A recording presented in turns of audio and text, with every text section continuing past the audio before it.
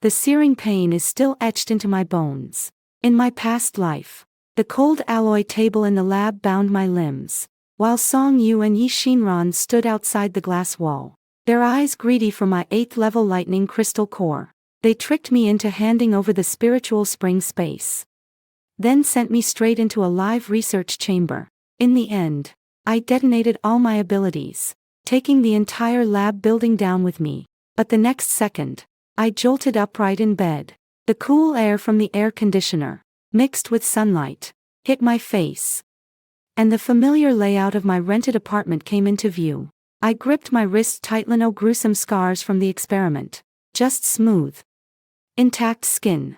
I stumbled to the nightstand and grabbed my phone. The date glowing on the screen struck me like a nail. Exactly 3 months before the global extreme heat disaster and the full outbreak of the apocalypse, I had truly been reborn. Back to a time before all the tragedies unfolded. The ordinary black wooden bracelet I always wore around my neck clinked against my collarbone. In my past life, I died without ever knowing its secret. Now, as my fingertips touched the beads, an inexplicable, intense resonance surged from deep within me. I rushed into the kitchen, grabbed a fruit knife, and without hesitation, sliced my index finger. A single drop of blood fell onto the bracelet's surface. In an instant, the pitch-black wooden beads erupted with a silvery white glow, enveloping my entire body. My mind connected directly to a vast, independent domain, a grassy plain the size of over a dozen football fields, with a bubbling spiritual spring at its center. The spring water emitted a faint, warm white mist. With a mere thought, the fruit knife in my hand vanished. Focusing again, I saw it neatly placed on a shelf in the space's grassland warehouse.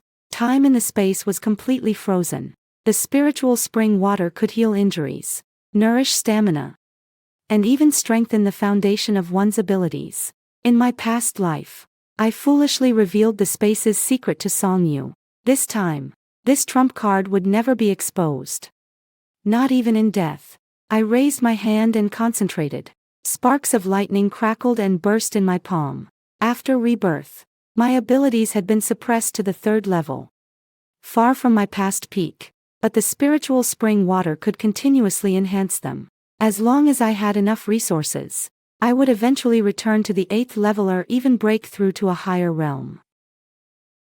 My phone suddenly rang, the screen flashing the name Song Yu. In my past life, at this time, he was hypocritically inviting me out to shop, while secretly meeting Yi Shinran. I swiped to reject the call and immediately blocked both of them on all platforms. Unwilling to hear a single word of his deceitful excuses, my stomach let out a loud, hollow growl. I rummaged through every snack cabinet in the house, wolfing down chips, bread, and yogurt to fill my starving gut.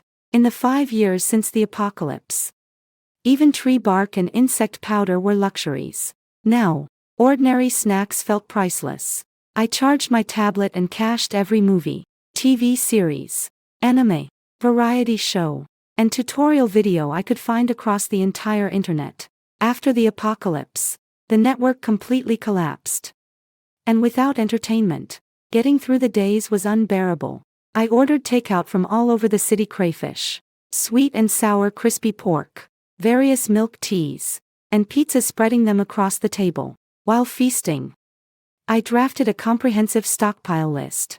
The sequence of natural disasters was etched clearly in my mind. First, 40 days of extreme heat, with surface temperatures exceeding 55 degrees Celsius, leading to a total collapse of water and electricity. Then came half a month of torrential rain, flooding most floors of the city. After the floodwaters receded, rotting corpses bred deadly plagues, killing countless people. Survivors turned into zombies en masse, and mutated plants and animals ran rampant.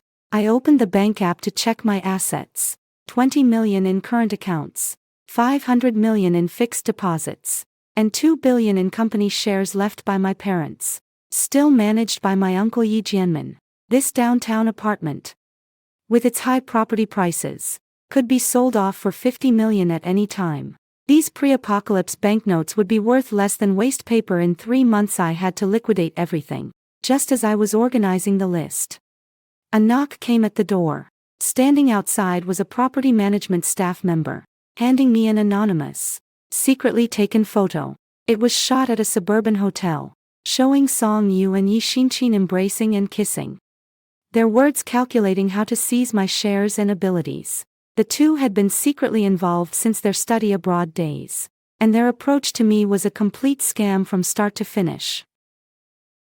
I took the photo, thanked them, and immediately contacted a private investigator, commissioning full covert evidence collection on both of them. I transferred the full deposit up front, once the evidence was in hand. It would be the first step in my plan to tear off the facade and settle scores. I drove to a large, idle warehouse on the outskirts of town, securing a 3-month lease on the spot. I bought out all the old supermarket shelves in the warehouse at a low price, and subsequent bulk supplies were all temporarily stored there, using the space for silent storage without arousing anyone's suspicion. On the way back, the location of the Yi family villa appeared on my navigation, and Song Yu's sports car was parked in the courtyard.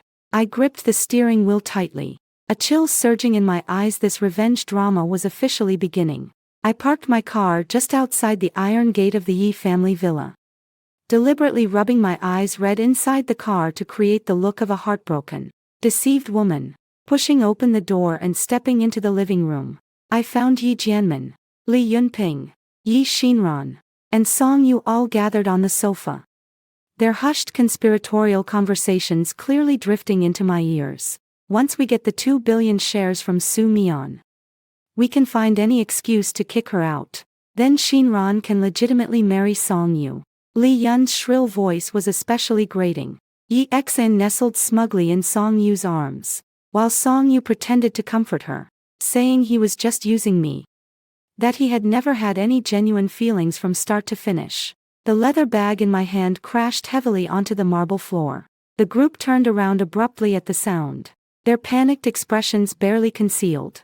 Song Yu hastily pushed Yi Xian away and stood up to approach me, but I stepped back half a step to avoid his touch.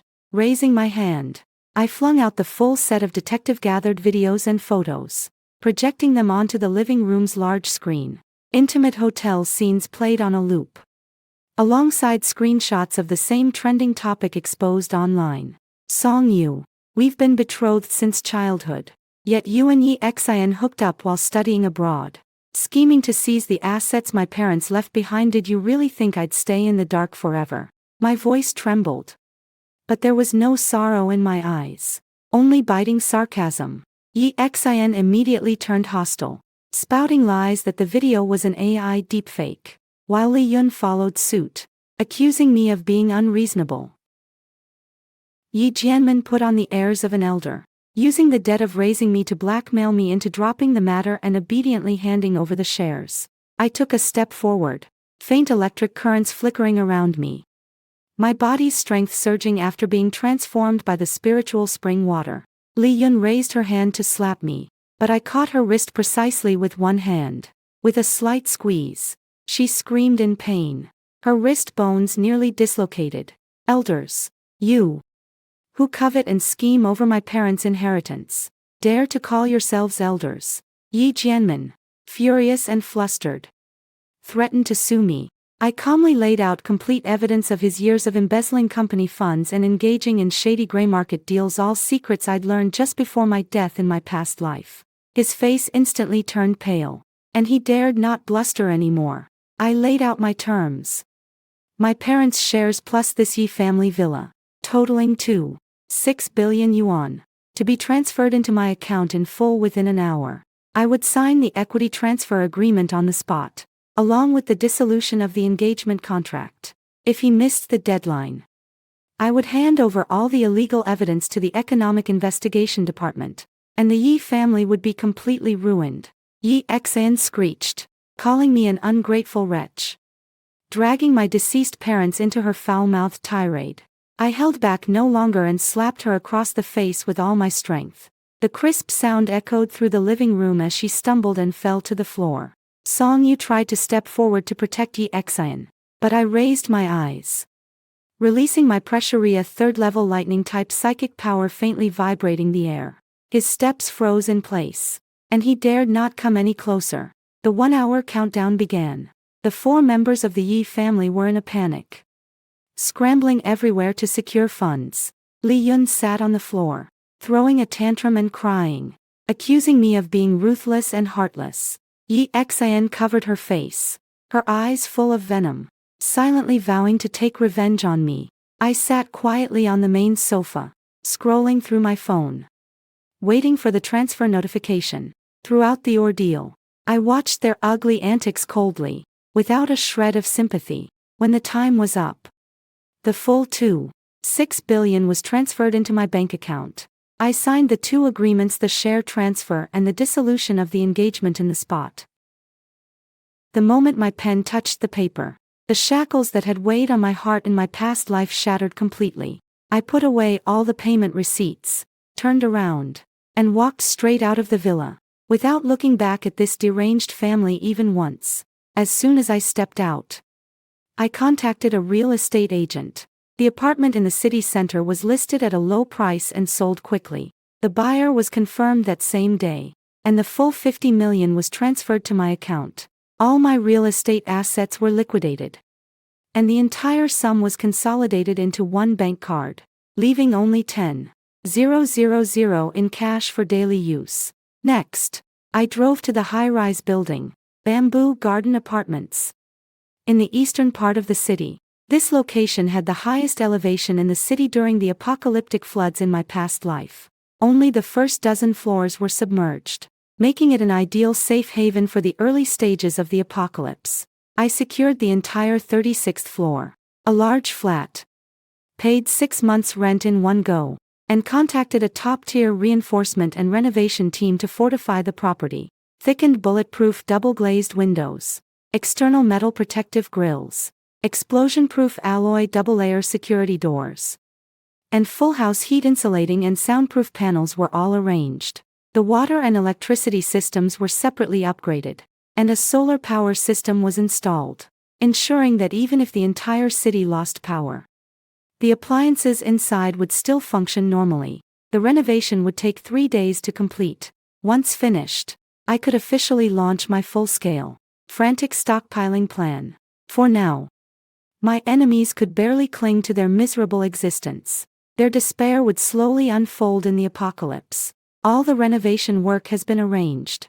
I drove my top-tier off-road vehicle, obtained through a trade-in, straight to the city's largest grain and oil wholesale market. Upon arrival, I headed directly to the main grain and oil distribution store.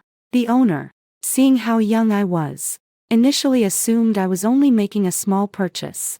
I directly handed over my procurement list: 5,000 50-pound bags of Northeast rice, 1,000 bags of various high and low gluten flours and glutinous rice, and 2,000 gene each of red beans, green beans, millet, and other coarse grains. The owner was stunned on the spot, thinking I was joking. I immediately transferred a deposit of 200,000 yuan, explaining that it was for stocking a newly opened chain supermarket. I settled the remaining balance in full and added an extra order of 300,000 yuan worth of high-quality rice and 100,000 tons of premium millet. All items were scheduled for delivery to a suburban warehouse, where space could accommodate unlimited storage. The more food reserves, the greater the confidence for the apocalypse. After finishing the grain and oil section, I moved on to the entire spice wholesale street. I purchased 5,000 gene of table salt, 2,000 cases of various soy sauces, dark soy sauces, oyster sauces, and other seasoning sauces, 3,000 cases of aged vinegar and fruit vinegar, 10,000 gene of white sugar, rock sugar, and brown sugar, 1,000 cases each of star anise, cinnamon, Sichuan peppercorns, and other spices, and 500 barrels of soybean oil, peanut oil, and rapeseed oil. All seasonings were packed and arranged for delivery. Along the way, I contacted a large metal processing factory and custom-ordered 100 water storage tanks each in 1-ton and 10-ton capacities, along with over 1,000 large-capacity explosion-proof oil drums. I also added several hundred sets of reinforced storage shelves. As the existing shelves in the warehouse were insufficient for the large volume of supplies that needed to be sorted and displayed, the merchant informed me that everything could be delivered the next day, with no need for a long wait. After finishing my purchases, I was hungry. So I walked into a farmhouse restaurant near the market. I ordered all the signature dishes meat stuffed flatbread, boiled pork slices, double-cooked pork, and seafood congee, while the kitchen was preparing the food. I chatted with the owner and learned that her family runs a large-scale ecological farm, producing all their meat, poultry, fruits, and vegetables. I immediately arranged a long-term daily order of 100 customized boxed lunches, with a balanced mix of meat and vegetables paired with hot soup. I paid a month's deposit in advance and set up daily pickup. In the apocalypse, having ready-to-eat cooked food without needing to cook saves a lot of resources and energy. After the meal, I headed straight to the entire pedestrian snack street. I placed bulk orders at milk tea shops, barbecue stalls, and pastry stores one by one. I ordered dozens of each type of hot and cold milk tea, and packed large quantities of fried chicken, grilled skewers, braised snacks, rice rolls, and crawfish. At the same time, I purchased complete sets of beverage-making equipment and raw materials from several drink shops. With the machines stored in my space, I can make desserts and drinks on my own in the apocalypse. Avoiding a monotonous diet, I took all the cooked food to a secluded, camera-free section of the road and stored it all in my space. The off-road vehicle's trunk appeared empty, but in reality, tens of thousands of tons of grain and a vast amount of seasonings were hidden in the bracelet space. Next to the spiritual spring, I set up large, neatly arranged shelves, categorizing and organizing everything. Before leaving the market, I contacted the farm and arranged an on-site inspection the next morning. I planned to purchase large quantities of fresh meat, seasonal fruits and vegetables, fruit tree saplings, and various crop seeds. With the space's soil and spiritual spring water, crops would grow rapidly, achieving permanent self-sufficiency. I drove back to the warehouse, where delivery trucks were arriving one after another. I directed the workers to stack everything neatly. And when no one was looking, I stored it all in my space, leaving only a small amount of rice and flour in the warehouse to avoid suspicion. A message from the Yi family popped up on my phone. Yi Xian was spreading rumors about me everywhere, accusing me of being greedy and cold-hearted. While Song Yu was playing the victim to gain sympathy, I glanced at it indifferently and blocked all their contact information. At this stage, stockpiling supplies was the top priority. Pointless arguments were meaningless. In the apocalypse, strength is the only thing that speaks. The next morning, I drove to the ecological farm agreed upon with the landlady. The farm stretched as far as the eye could see, fully covering pigs, cattle, sheep, chickens, ducks, and geese. With a complete variety of aquatic products in the fish ponds, I immediately ordered 10,000 jin each of pork, beef, and mutton, thousands of live chickens and ducks, a large batch of various freshwater fish, and also purchased 50 beef cattle, 100 pigs, flocks of goats, thousands of poultry, along with a large number of chicks and ducklings. Knowing I was making a bulk purchase, the landlady gifted me several jin of various vegetables and fruit tree seeds. I additionally went to a professional seed store to gather all kinds of grain, vegetable, and flower seeds. I opened up a large planting area in the space, and with irrigation from the spiritual spring water, the seeds would mature the day after sowing. So there was no need to worry about food shortages. In the orchard area, I packed up all 3,000 jin of various fresh fruits and bought over 100 saplings of plums, apples, cherries, and blueberries, which would later be transplanted into the forest area of the space, ensuring a continuous supply of seasonal fruits. From the fish ponds, I selected live carp, river shrimp, and hairy crabs, among other aquatic products, and sent them in batches to the artificial fish ponds in the space. The independent water system was isolated from the main spiritual spring. with seafood and freshwater creatures raised separately to avoid species conflicts. I arranged with the farm for a restock every half-month, ensuring a sufficient reserve of live organisms so that even if the apocalypse lasted decades, there would be no shortage of fresh meat, fruits, and vegetables. Leaving the farm, I took a detour to a coastal seafood wholesale market in another region, where I made bulk purchases of various live lobsters, abalones, scallops, squid, and sea crabs. All the fresh seafood was sent to the exclusive seawater ponds in the space, while thousands of boxes of frozen seafood were stored away. Dried seafood was also fully stocked. Seafood is a scarce high-protein resource in the apocalypse, usable both for personal consumption and for trading core resources with other survivors. After the procurement was completed, I contacted a specialized equipment manufacturer and placed orders for 200 high-power generators and over 1,000 portable cassette stoves and gas canisters, hundreds of each type of household appliance, including fully automatic washing machines, air conditioners, fans, rice cookers, and air fryers, were purchased in bulk. Full sets of pots, pans, bowls, plates, kitchen utensils, and knives were also bought in large quantities, given the high rate of equipment wear and tear in the apocalypse. Having ample reserves ensures no shortage.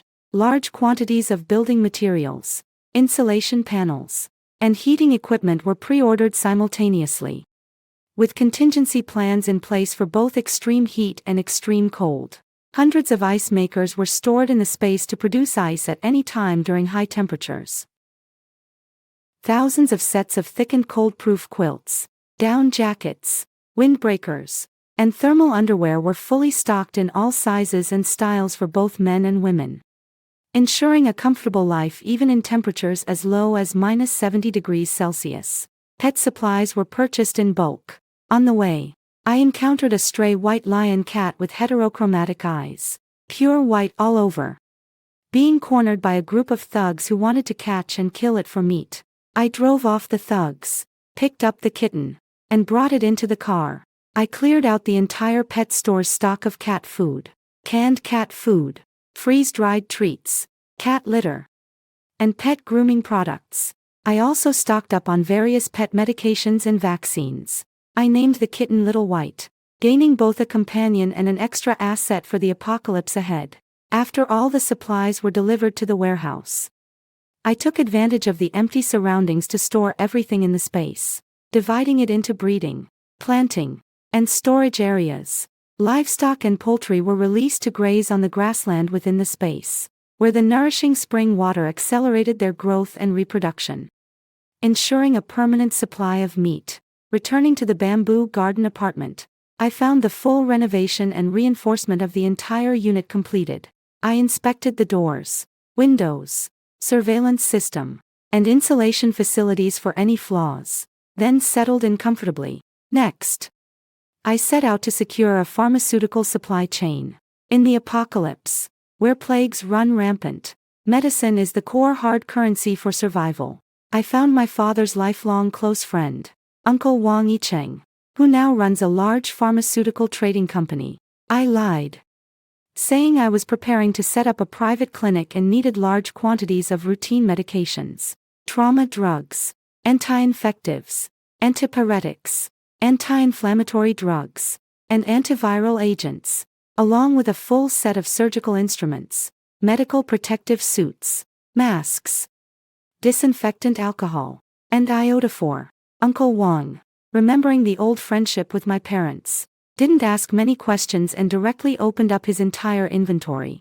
Antibiotics, serums, trauma ointments, hemostatic powders, anti-allergy medications, and chronic disease drugs were all allocated at maximum quantities. Plague-specific antidotes and preventive vaccines were reserved in large batches. Various injections and infusion supplies filled dozens of large storage boxes, all sold to me at low prices, with trucks scheduled to deliver to the warehouse within 3 days. After leaving the pharmaceutical company, I swept through all chain pharmacies across the city, clearing out cold medicines, gastrointestinal drugs, painkillers, gauze, bandages, thermometers, and pulse oximeters. I stocked 500 boxes each of skincare, feminine care products, sanitary pads, and sleep shorts, and filled over 1,000 boxes of hand warmers and electric hot water bottles, essential supplies for the extreme cold period. I also bulk purchased common toiletries, toothpaste, shampoo, laundry detergent, and soap, as cleaning supplies are indispensable in times of water scarcity during the apocalypse. I stocked up on hundreds of sets of skincare products, sunscreen, and antifreeze creams to maintain a basic quality of life even in harsh apocalyptic conditions. I also equipped myself with windbreakers, outdoor climbing gear, tents, sleeping bags, emergency flashlights, and 200 high-capacity power banks, along with a full set of outdoor survival tools, ensuring safety even when scavenging for supplies or traveling long distances.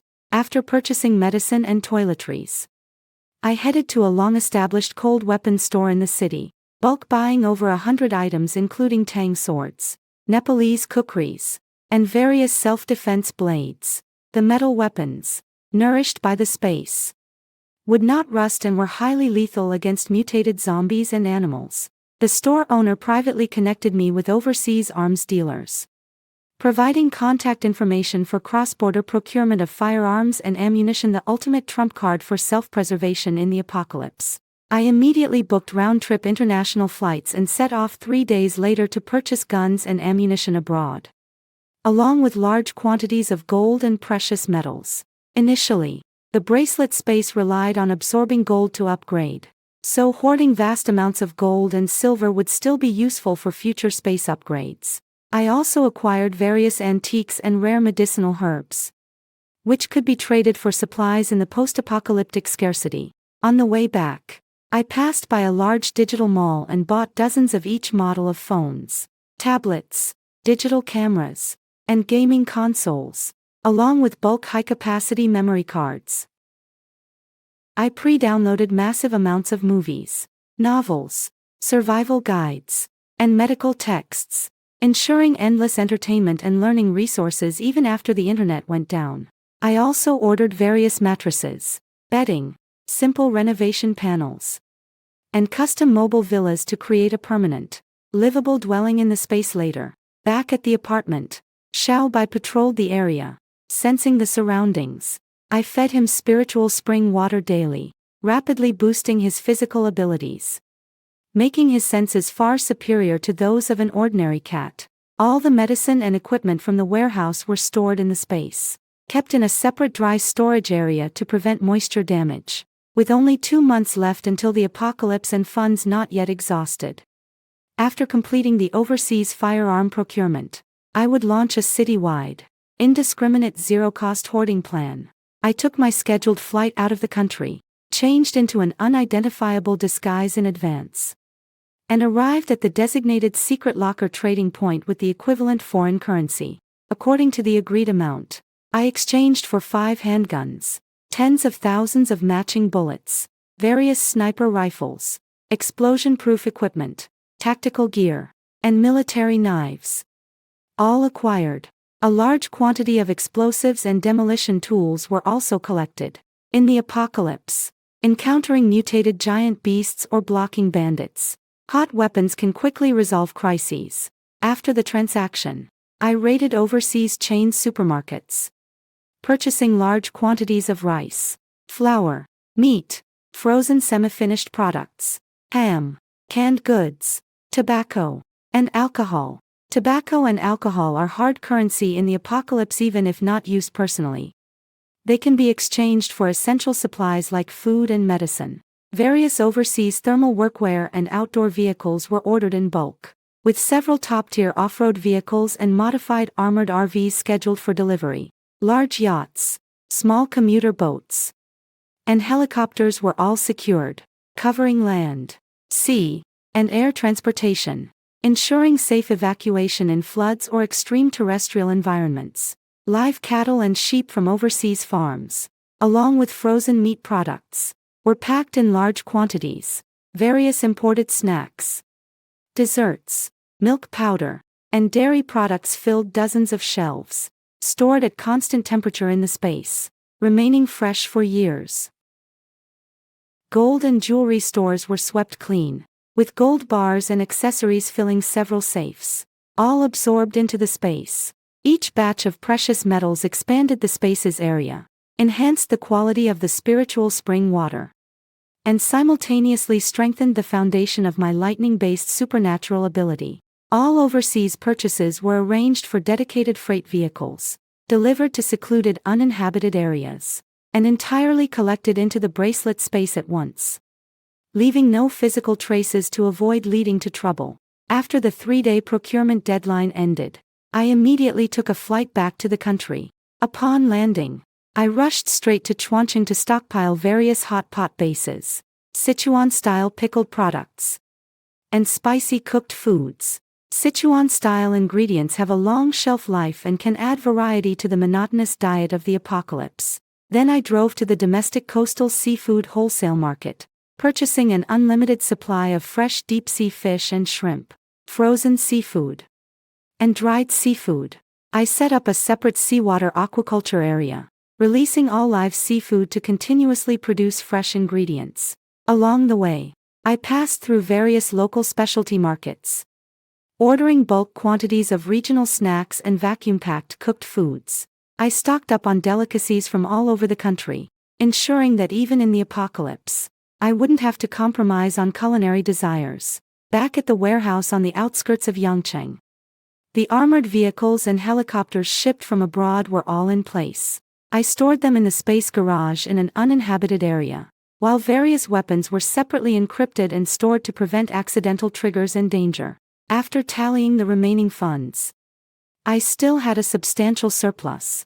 With only a month and a half left before the extreme heat disaster, I included all major shopping malls, unmanned supermarkets, and abandoned hotels in the city on my zero-cost hoarding list, aiming to collect as many resources from the entire city as possible before order collapsed. Returning to the apartment, Xiao Bai rushed to my feet and rubbed against me. He had been well-behaved alone at home these past few days, bathing daily in spiritual spring water. His body had subtly transformed, and his sensory range had greatly expanded, allowing him to detect hidden humans and mutated creatures within hundreds of meters. I practiced my lightning-based abilities daily by soaking in the spiritual spring water, steadily advancing to level 7. In my past life, I had reached level 8 at my peak, and now I was only one breakthrough away, with ample gold reserves in the space. Further advancement would be easy. A push notification on my phone showed updates about the Yi family. Yi Xin and Song Yu were borrowing money everywhere, trying to buy back the company's shares I had sold at a high price. They were spreading negative rumors about me in an attempt to discredit me. I deleted the messages without a second thought. For now, hoarding supplies was my priority. When the apocalyptic heatwave arrived, cutting off their water and food, they would personally experience what it meant to wish they were dead. There are only 20 days left until the extreme heat disaster. The city's temperature continues to soar abnormally, with daytime highs exceeding 42 degrees Celsius. Only belatedly due citizens begin to stock up sporadically, triggering a small-scale panic buying of supplies at supermarkets. Most people still treat it as just an ordinary heatwave, completely unaware that in 3 months, zombies and mutated creatures will sweep through the entire city. Taking advantage of the night, I drive a modified off-road vehicle to a large comprehensive shopping mall in the east of the city, looting the entire unattended warehouse area and all the specialty counters. On the first floor, I take all the remaining gold and jewelry from the jewelry counters, and collect all the brand new phones, tablets, and home appliances from the electronics section. On the second floor, I clear out all the seasonal clothing and outdoor gear from the apparel area. On the third floor, I leave not a single item from the maternal, infant, and personal care sections. On the fourth floor, I pack up all the frozen ingredients, kitchenware, and tables and chairs from the food court. On the fifth floor, I store the entire set of cinema and fitness equipment into my space, taking all the shelves as well, which can be used to set up temporary bases in the apocalypse. After looting, I head to a 5-star luxury hotel in the city center, starting from the top floor presidential suite and working my way down floor by floor. In the private study on the top floor, I discover a hidden secret room. I take all the large amounts of cash, refined gold bars, rare medicinal herbs, and antique paintings from the safe into my space. I collect the entire set of genuine leather furniture, high-end wine cabinets, and complete sets of alcohol. From the kitchen's cold storage, I take massive quantities of high-end frozen meats and seafood. I clear out all the rice, flour, cooking oil, and disposable items from the hotel's warehouse, passing by chain snack shops, fresh supermarkets, and hardware stores along the street. I collect all the unattended supplies. Late at night, I batch pack various cooked foods and semi-finished products from the entire snack street. I take all the equipment and raw materials for milk tea and baking. At a roadside gas station, I pump large quantities of gasoline and diesel from the storage tanks into giant barrels in my space, securing hundreds of tons of fuel reserves, ensuring my vehicle will never run out of fuel. During the scavenging, I encountered several professional thugs hired by the Yi family, who ambushed me in the underground garage, attempting to sneak attack and kidnap me to steal my money. Xiao Bai charged out first, using its speed far beyond that of an ordinary cat to scratch several of their faces. I activated my 7th level lightning ability, and several arcs of lightning struck down all the thugs. Interrogation revealed that Yi Xin had paid them to do this. I recorded a full confession as evidence, then called the police and handed them over to be dealt with according to the law, punishing the intentional injury gang. After dealing with the thugs and returning to the apartment, Xiao Bai grew increasingly close to me, following me out every day to gather supplies and sensing danger in advance to warn me. Back in the space, I took stock of the newly acquired supplies. After absorbing the gold, a large patch of white mist in the space receded, the spiritual spring doubled in size, and my lightning ability simultaneously advanced 1 level, stabilizing at the 8th level on par with my peak in the previous life. My mental ability quietly awakened, allowing me to read the emotions of low-level creatures, giving me a significant advantage in subsequent battles against mutated beasts. The custom mobile villa I ordered was delivered to the vacant lot on the outskirts of the city. The overall building materials were sturdy and explosion-proof, with a full set of plumbing, electricity, and furniture. I directly stored it in the forest area of the space, forming an exclusive permanent safe residence. Even if the outside world completely collapses in the apocalypse, hiding in the space would allow me to live stably for decades. The live cattle, sheep, and fruit tree seedlings I ordered from the farm all arrived, and the breeding and planting areas in the space were fully completed, producing fresh grain, fruits, vegetables, and meat daily, achieving self-sufficiency in supplies. The temperature continued to soar, breaking 48 degrees Celsius. The entire city experienced successive water and power outages. Some old residential areas had their air conditioning stop working, and hospitals were packed with people seeking treatment for heatstroke. The news broadcasted high-temperature warnings around the clock, leading to panic buying and hoarding of supplies across the city. Supermarket prices doubled, yet goods were still snatched up. The Yi family's funds were all tied up, and without stockpiling in advance, they could only crowd into their sweltering villa, worrying about food every day. The prelude to revenge had officially begun. The entire city experienced a widespread water and power outage lasting a week. The outdoor temperature at noon exceeded 50 degrees Celsius, causing the asphalt roads to melt. Ordinary air conditioners could not function, leaving every household suffocating in the heat. Residents with insufficient supplies had no choice but to brave the scorching heat to search for water and food. As order gradually descended into chaos, I drove to the Yi family villa, and even from outside the walls, I could clearly see the tragic scene inside. The Yi family villa had all water and electricity cut off. The small stock of rice and flour they had stored was exhausted within a few days. Li Yun stood at the gate every day, begging passers-by for food. Yi Xin, abandoning her former pride, wore a shabby short-sleeved shirt and braved the scorching sun to queue for bottled water. Song Yu discarded all his once dignified suits.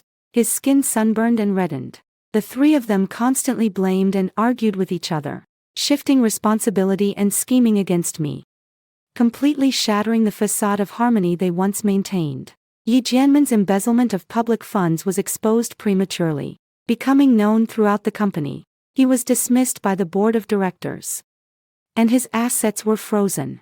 The 2.6 billion yuan from the stock transaction had long been used by him to fill the financial gaps, leaving him penniless. The villa would later be seized, and the family would be left homeless. Seeing that her efforts to fight for water were futile, Yi Xian secretly instigated Song Yu to plan a nighttime break-in at my apartment to seize supplies. Believing I had hoarded a large amount of daily necessities, I had arranged for Xiao Bai to guard the apartment hallway in advance, reinforced the iron door with a double-layer electrified security system, and installed full surveillance coverage. That night, Song Yu, along with Yi Xian and Yi Jianmen's family of three, attempted to pry open the iron door. The moment they touched the metal railing, they were electrocuted by the high-voltage current, convulsing and collapsing to the ground. I opened the door, took out the complete set of evidence I had previously gathered, proof of their hiring thugs to harm others, embezzlement of public funds, and schemes against me, and warned them that if they harassed me again, I would directly submit the evidence to the police for prosecution, ensuring they would face inevitable imprisonment. The three of them fled in panic, too scared to come back and cause trouble. The surrounding old neighborhoods were in chaos, with residents who had no supplies fighting over a single bottle of water. The hallways were filled with arguments and cries, elderly people and children fainting from heatstroke with no one to help, and incidents of looting occurring frequently. The official rescue teams distributed small amounts of coarse grain compressed biscuits, but it was a drop in the bucket, completely unable to meet the needs of the massive number of survivors. Every evening, I collected basic rescue supplies as a cover to avoid revealing that I had plenty of resources. I casually gave the small amount of coarse grain I received to the poor elderly person living alone downstairs, never exposing my own space's trump card. Along the way, I happened to run into Ji Yutong and Lin Zhou, a couple I had saved in my past life. They were kind and honest people with no sufficient reserves, so I quietly gave them a small amount of supplies, planting the seeds for future mutual assistance. On the 40th day of the ongoing heatwave, the sky was covered with dark clouds, and a half-month-long torrential rain arrived as expected. The wind swept through the city, floodwaters rose rapidly, and low-rise buildings were completely submerged. Corpses and household waste floated in the streets. The water quality was thoroughly contaminated, and violent plague viruses began to breed. Official rescue boats decreased, making travel twice as difficult. The Yi family villa, located in a low-lying area, had its entire first floor flooded. The small amount of remaining stored supplies was all soaked and rotten, leaving them completely without food or water. The 4 members of the Yi family were crammed into a small room on the second floor, fighting daily over small amounts of filtered rainwater. Yi Xian harbored malicious intentions, planning to take a boat to a high-rise apartment during the storm to loot. She secretly allied with building manager Wu Bin, thug Ding Quan, and a group of survivors, intending to gather a crowd to force me to hand over all my supplies. A large-scale conflict was about to erupt. I reinforced the doors and windows in advance, prepared weapons and medicine in my space, and Xiao Bai continuously used his psychic abilities to monitor the hallway activity, waiting for these enemies to walk right into the trap. A severe rainstorm has lasted for a week, flooding all buildings below the 10th floor. The entire high-rise is running low on supplies for survivors. Building manager Wu Bin, instigated by Yi Xian and Song Yu, led dozens of residents to block my door. Ding Quan and Li Jia stood at the front, while Yi Xian hid in the back, pretending to mediate but actually inciting everyone to force me to hand over food, water, and warm supplies. Everyone is starving and dying of thirst. You live alone on a high floor with plenty of supplies. Why should you keep it all to yourself? Wu Bin put on a morally righteous face, and the residents, driven mad by hunger, joined in banging on the door, trying to break down the double-layer security door by force. Ding Quan held an iron rod, ready to pry the lock, while Li Jia stood by, sarcastically slandering me and stoking everyone's greed. Song Yu stood in the middle of the crowd, pretending to mediate but secretly scheming, hoping to take control of me in the chaos, seize my space and abilities, and reenact the betrayal from my past life. I slowly opened the door, my 8th level lightning ability swirling around me. Xiao Bai simultaneously unleashed mental interference, causing half the crowd to instantly lose focus, arguing and pulling at each other, splitting from within. Ding Quan charged forward with the iron rod. I raised my hand and sent out a lightning arc, instantly melting the rod. He collapsed to the ground, paralyzed and unable to move. Li Jia screamed and lunged at me, tearing at my clothes. I grabbed her wrist, spun her around, and slammed her into the wall. Seeing the situation turn unfavorable, Yi Xan tried to sneak away, but Xiao Bai quickly intercepted her, slashing her face with its claws, leaving several permanent scars. Seeing Song Yu about to launch a sneak attack, Jiang Chen happened to step out from the adjacent room. A 4th level ice ability formatted an ice blade to shield Meihei had long sensed this group's malicious intent and had been secretly observing. Now choosing to fight alongside me, the ice blade froze Song Yu's limbs, and I produced the complete evidence of the Yi family embezzling public funds and hiring thugs to commit assault. I read out all their crimes aloud, and the surrounding residents instantly saw through the four's true nature, turning against them in condemnation. Wu Bin, seeing the crowd turn against them, still refused to give up and tried to incite the masses. I drew my Tang sword to intimidate them, declaring that with no legal constraints now, anyone who dared to commit robbery or violent assault would be subdued on the spot.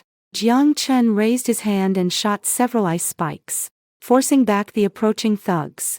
The crowd scattered in all directions, leaving only the Yi family 4, Ding Quan, and Li Jia isolated in the hallway. Enraged and humiliated, Ding Quan unleashed his newly awakened 1st level fire ability, attempting to set the door ablaze. I directly copied his fire ability, suppressing his flames and burning his arm instead. The searing pain sent him collapsing to the ground. Ji Yutong and Lin Zhou happened to come upstairs just then, witnessing the entire truth. They stepped forward to testify that Yi Xian had been the instigator all along. All the survivors finally saw the true faces of these villains, and no one was willing to help them anymore. On the 10th day of the relentless reign, mutated money plants appeared in large numbers on the building's walls. The giant insects gnawed on wooden furniture and attacked humans. Ding Quan barely managed to defend himself with his fire ability, while Yi Xian, Song Yu, and Yi Jianmen were plagued by the insects daily. With no medicine or food, their wounds became infected and inflamed, and they suffered from persistent high fevers, enduring the early stages of plague torment, exactly the pain I had endured in my past life, now fully returned to them. Li Jia, seeing that the Yi family had lost their usefulness, secretly instigated a conflict between Ding Quan and Song Yu. The two sides fought fiercely, leaving bloodstains all over the hallway. Every day, Jiang Chen, Xiao Bai, and I joined forces to clean up the mutated insects, collecting mutated creature crystals to enhance our abilities. The spiritual spring water continuously nourished us, and my psychic powers steadily upgraded. The rainstorm was about to recede, and the crisis of a full-scale outbreak of a virulent plague was imminent. The Yi family, our enemies, still faced their ultimate doom ahead. The rainstorm slowly receded, and the accumulated water evaporated quickly. The rotting corpses and garbage on the streets fermented under the scorching sun, and the virulent plague virus spread throughout the city. 90% of the survivors, who had not stocked up on medicine, suffered from high fevers and skin ulcers, turning into zombies shortly after infection. The official first base developed the only antidote vaccine, but it was 500 kilometers away, and only the base could ensure survival. The 4 members of the Yi family, along with Ding Quan and Li Jia, were all infected with the plague. Their bodies were covered in ulcers, And they ran high fevers without any antiviral medication. They could only huddle in a low-level abandoned building flooded by the rain, where mosquitoes and mutated centipedes constantly gnawed at their bodies, enduring excruciating pain every day. They cursed each other and fought over murky water, unable to live or die, perfectly fulfilling the revenge vow I made at the beginning of my rebirth. Ding Quan's injuries worsened, and he completely mutated, losing his mind and attacking Li Jia. The two bit and tore at each other until both turned into zombies. Song Yu pushed Yi Jianmen to grab the last half bottle of rainwater. Li Yun was dragged away and devoured by a mutated zombie. Yi Xian was trapped alone in a broken room, hallucinating from the high fever, living in constant fear of my revenge. With no one to provide supplies or medicine, she waited for death in endless agony. All my enemies from my past life who had betrayed me met a miserable end. After clearing the mutated creatures from the building, Jiang Chen and I decided to travel together to the first base. Xiao Bai followed us all the way. Along the journey, we rescued a mutated tiger cub named Xiao Ju, who had lost its mother, and brought it into the space to raise. We looted abandoned shopping malls and vehicles along the way, collecting gold and crystal cores. The space was upgraded again, and all our abilities broke through their limits: lightning, ice, fire, psychic, and plant abilities all reached the high level. On the road, we encountered several groups of bandits. Jiang Chen and I coordinated our abilities and thermal weapons to quickly eliminate them, seizing a large amount of supplies to store in the space. Upon arriving at the first base, we registered and exchanged a massive quantity of supplies for enough contribution points to rent a high-rise private residence, away from the chaotic lower-level survivors. Inside the base, two factions were vying for power. Tian Shuang noticed my high-level abilities and extended an invitation to recruit me, but I calmly refused, wanting only to stockpile supplies and survive in peace. Guo Wenlong, instigated by Li Jia's remnants, repeatedly came to cause trouble. But I suppressed him with my abilities every time, and he no longer dared to provoke me easily. The extreme cold disaster arrived as scheduled, plunging the entire city to -70 degrees Celsius. Countless lower-level survivors in the base froze to death. With ample cold weather supplies, food, and medicine in my space, I lived comfortably every day, accompanied by Xiao Bai and Xiao Ju, while Jiang Chen remained a reliable partner, supporting each other. In my past life, I was betrayed and died a miserable death by self-destruction. But all that resentment and regret have now dissipated. The treacherous couple and greedy relatives all suffered endlessly in the disaster and plague, unable to find relief in life or death, and could no longer scheme to harm me. Now, with a vast independent space stocked with tens of thousands of resources, multiple high-level abilities, loyal Xiao Bai and Xiao Ju, and a trustworthy partner, I hold all the cards in this long apocalypse. From now on, I will only live for myself, never trusting anyone again. All the pain I was owed has already been repaid.